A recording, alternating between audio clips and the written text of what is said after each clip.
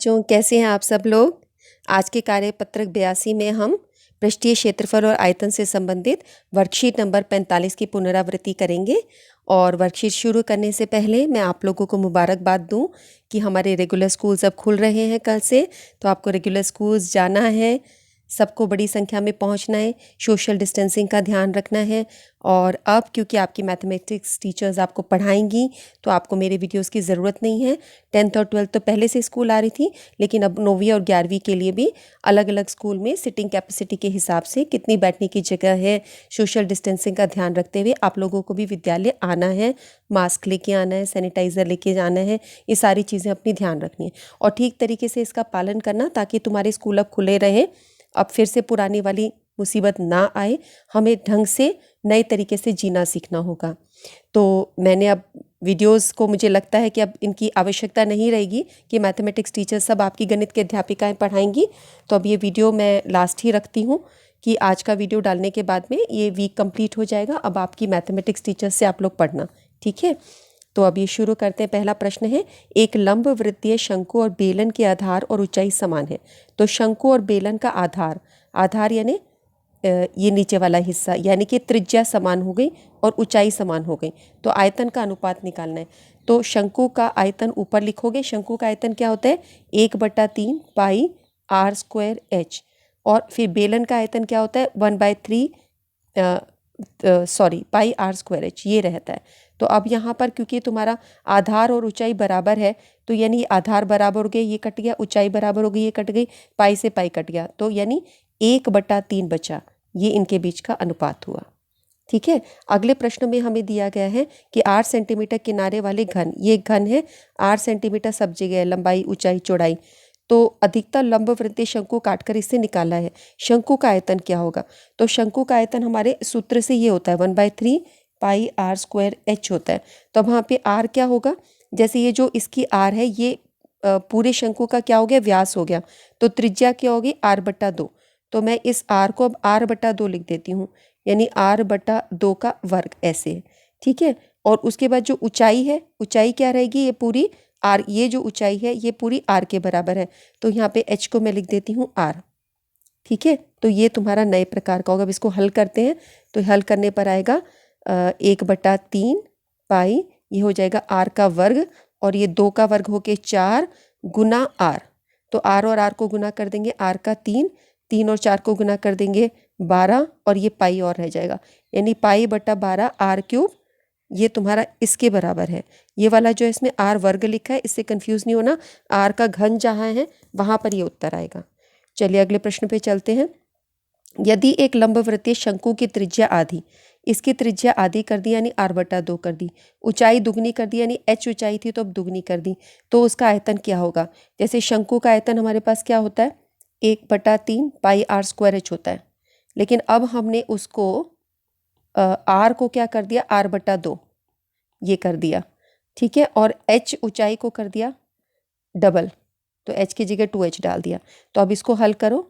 पाई, ये हो जाएगा r का वर्ग, 2 का वर्ग आपके पास आ जाएगा 4, और गुना 2h। अब 2 दूनी 4 काट दो।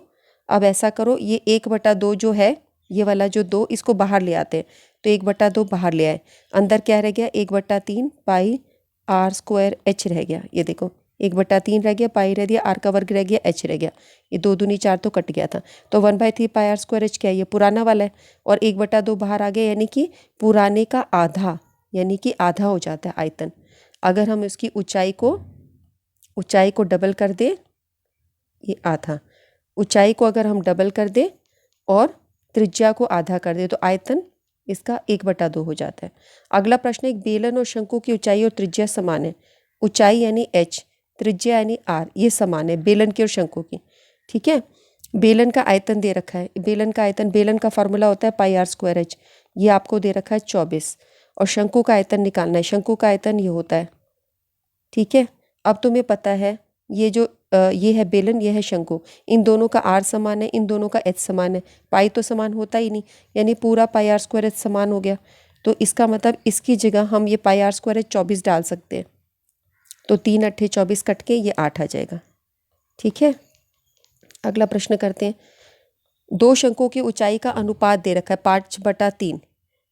इसको मैं हटा दूँ, 5/3 दे रखा है इनके ऊंचाई का अनुपात, यानी h1/h2 आपको 5/3 दिया है, और त्रिज्याओं का अनुपात यानी r1/r2 आपको दिया है 2/3। तो आयतनों का अनुपात निकालो। तो आयतन होता है 1/3 पाई r1 लिख देते पहले वाले को, r1² और h1, और नीचे वाले को 1/3 पाई उसकी त्रिज्या को r2 से दिखा देते, r2 का वर्ग और h2। 1/3 1/3 हटा दिया हमने, पाई पाई हटा दिया, तो अब तुम्हारे पास ये बच गया r1 वर्ग और r2 वर्ग। अब h1/h2 का अनुपात कितना दिया है, ये हमको दिया है 5/3, तो हम 5/3 लिख देते हैं। अब r1/r2 का वर्ग क्या दिया है, 2/3। अब ये वर्ग है तो इसका वर्ग क्या होगा, 4, इसका वर्ग होगा 9, तो इसकी जगह हम लिख देते हैं 4 और इसकी जगह लिख देते हैं 9। तो ये जाएगा 4 गुना और यहाँ आ जाएगा 9। इसको हल करो तो 20/27, ये तुम्हारा इसका अनुपात आ जाएगा। अगले प्रश्न में चलते हैं। प्रश्न नंबर 6, यहाँ पर एक शंकु की ऊंचाई और तिर्यक ऊंचाई दी है। तो ये ऊंचाई है यानी ये h है, और ये तिर्यक ऊंचाई यानी कि l, ये आपको दिया 28। शंकु का आयतन निकालना है। अब शंकु का आयतन होता है हमारे पास 1/3 पाई r² h। तो तुम्हें l दिया और h दिया, इससे तुम r निकालो। l² = h² + r² होता है, ठीक है। r² कैसे निकलेगा, तिर्यक ऊंचाई में से ये वाली सीधी वाली ऊंचाई हम निकालें, घटा दिया, यानी 28 के वर्ग में से 21 का वर्ग घटाएं, ये आता है 784 है, 441, दोनों को घटाया 343। अब ये पूर्ण वर्ग नहीं है तो इसको तुम प्राइम फैक्टराइजेशन या अभाज्य गुणनखंड करोगे तो इस तरह से नंबर बनते हैं। अब ये 49 का एक 7 बाहर आ जाता है, ठीक है, और ये √7 अंदर रह जाएगा। तो यानी r तुम्हारा हो गया 7√7। तो r की जगह हमने लिखा 7√7 गुना 7√7, और h की जगह हमारे पास क्या रहेगा 21। तो ये सारे मान हमने डाल दिए।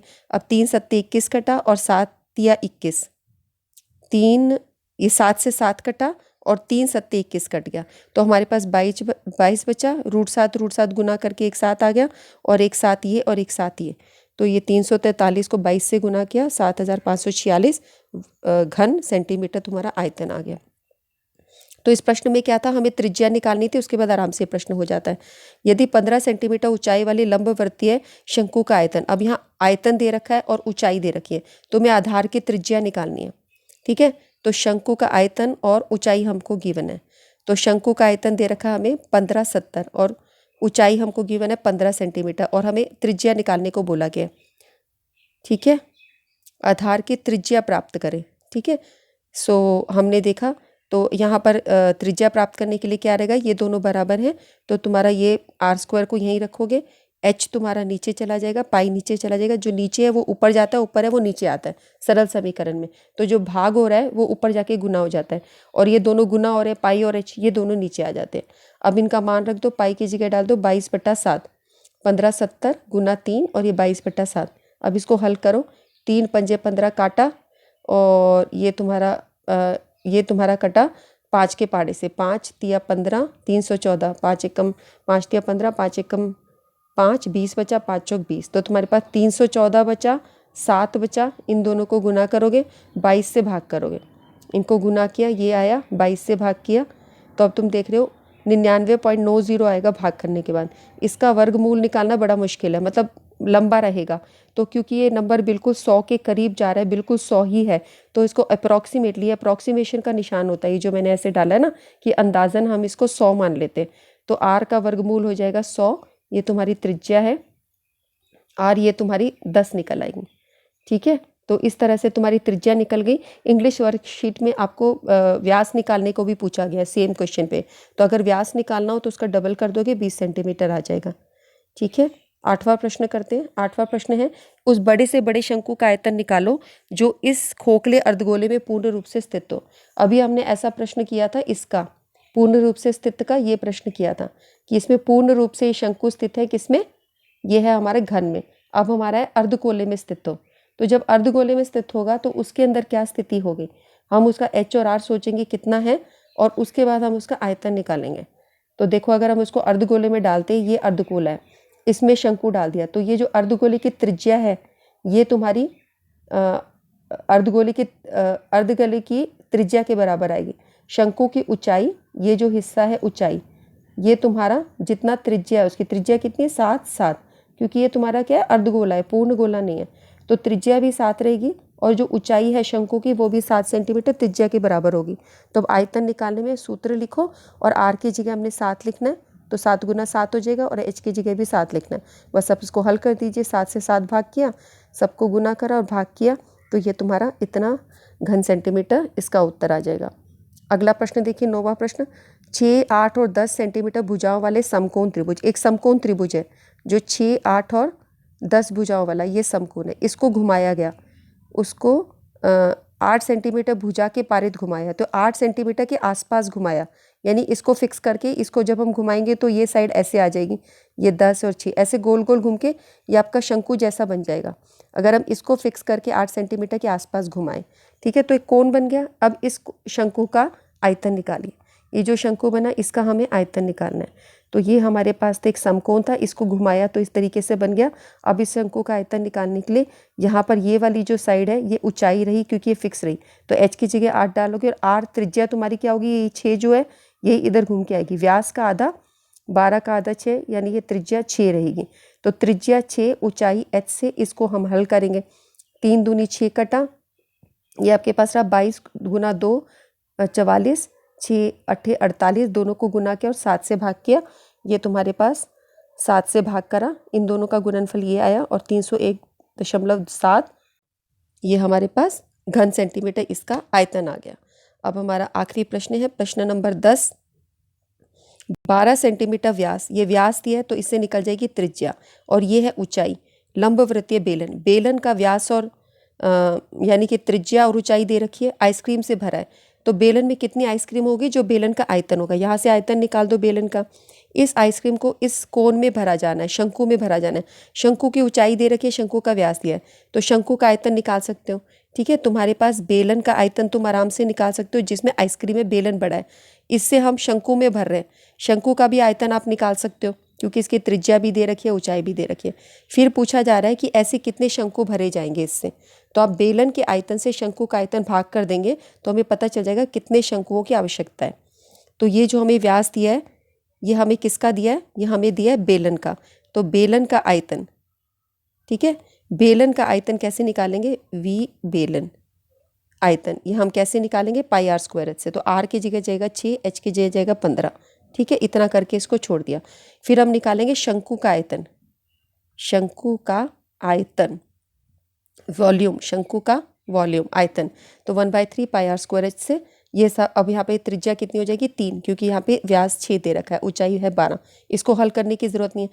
अब तुम्हें पता चले कि शंकु कितने भरे जाएंगे, शंकु की संख्या जिससे हम इसको भरेंगे वो शंकु की संख्या किसके बराबर होगी, बेलन का आयतन, ऊपर हम लिखेंगे बेलन का आयतन, बेलन का जो आयतन निकला उसको हल करने की आवश्यकता नहीं क्योंकि यहाँ पे हम डिवाइड कर रहे हैं आयतन, तो भाग में काफ़ी संख्याएं आपकी कट जाएंगी, इसलिए उसको वो करने की ज़रूरत नहीं है। पाई भी हम पाई से काट सकते थे बच्चे, उसको पूरा ना शंकु का आयतन नीचे लिखेंगे और उससे भाग कर देंगे।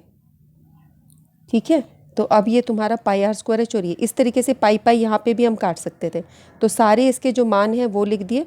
3 गुना पाई से पाई काटा गया है, तो हमारे पास ये जो 1/3 है ये 3 ऊपर चला गया, तो 3 गुना 6 गुना 6 गुना 15 ये बेलन का हुआ, और नीचे हो गया तुम्हारा शंकु का 3 गुना 3 गुना 12, ये काटे सारी चीज़ें कट गई, 3 से 3 कटा, 3 दूनी 6 कटा, 2 6 12 कटा, 6 से 6 कटा, 15 बच गया, तो 15 शंकु इसमें 15 शंकु या 15 कोण भरे जाएंगे।